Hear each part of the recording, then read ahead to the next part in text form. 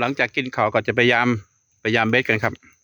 แต่กลับก็จะยามกันตอนช่วงเช้าทีเดียวเนาะใส่เบ็ดกี่คันวันนี้ มีมา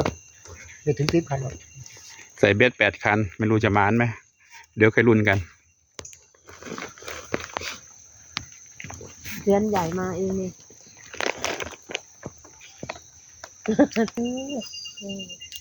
พรุ่งนี้เธอจะเอาตะกี้นั่น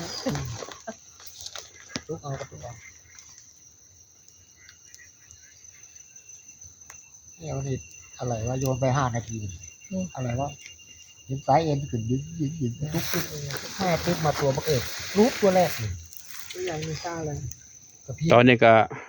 ได้เวลา1 ทุ่มครับ ที่นี่ก็ แต่ก็ดูเหมือนยังไม่มืด แต่ในป่ามืดแล้วครับ ไม่เห็น มืดละ เห็นตัววิ่งเข้าป่าทุ่งนี่อัดมืดเลย